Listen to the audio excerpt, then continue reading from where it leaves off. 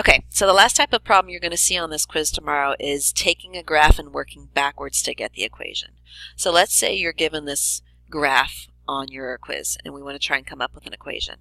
The first thing you want to do is figure out where that midline is. So if we have a top point at 4 and the bottom's at 0, then our midline should have a value of 2. So I'm going to identify that. I'm going to draw it. And in my equation, the midline always matches the D value. So I have a D, or a vertical shift, at 2. Okay. Now, once I have the midline, I can tell a whole lot of other stuff. From the midline, I can work my way up and down to identify the amplitude. So from the midline going up or the midline going down, I can see there's a difference of 2. So that means my amplitude is 2. Okay. I can also determine the period, because in looking at this, if I start at 0 and I follow my curve so that it looks like a sine curve, I'm stopping at 120. So that must match the period of my graph. Instead of going from just there, we could also say how far is it from one top to the next, because that, of course, would be a cosine.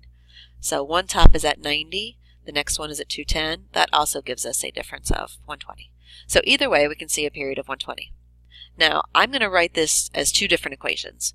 I would like to do both a sine and a cosine, just so we can see the difference. So if I'm going to build my sine equation, y equals, I've got a sine. I know my amplitude is 2. Since the period is 120, then I need to figure out what number is going to go in my equation. So when I do 360 divided by that number, I get 120. And hopefully you can just think through that and say, hey, 360 divided by 3 is 120. So that means that 3 is in my equation, in front of my x, as my b value. Now, if I'm doing this as a sine, we know sine always starts at 0, starts on the midline. And in this case, this graph crosses the midline at 0, so I don't have to worry about any sort of horizontal shift.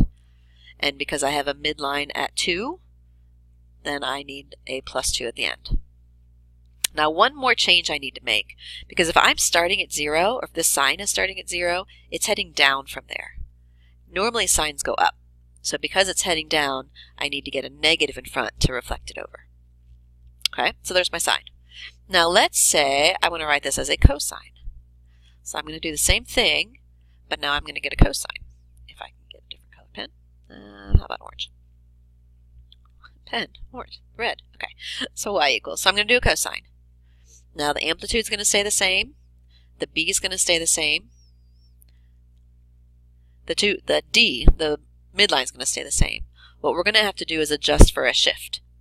Okay, because cosine either starts at the top if you want to shift it over there, or at the bottom if you want to shift it over there. So let's say we want to shift it so it's on the top. Okay, if I am shifting so the beginning value is at negative 30, then in my parentheses, the c divided by b, which was 3, must be negative 30, or must be 30. So if I'm solving for c, I'd multiply the 3 over. That other number in my parentheses must be a 90. And because it moved left, I would make it a plus 90. If we started at a different point, then I would have a different horizontal shift to identify that. Now, what if your equation doesn't look like a sine or a cosine? What if it looks like one of the cosecant or secant graphs, where we have those series of curves? I would start this problem by connecting these curves so I can see the sine or cosine. Remember, all minimum points stay the same, all maximum points stay the same. So these are points on the original curves. So if I connect them, we can now see what would be a sine or a cosine and find it from there, just like we did in the previous problem. So I'm going to pause this video, go ahead and work this out and write out my equations. I would suggest you do the same and then come back and check them. Okay, so I first drew in my midline, identified it at 2. That was my vertical shift. From there it went up 1 and down 1, so amplitude of 1. And in following my curve, from top to top, it went a period of 180. Okay, and I just realized that I wrote equations for sine and cosine because that's what I was seeing when I connected the curves. But really I shouldn't have done that. I should have done secant or cosecant. So I'm going to erase this.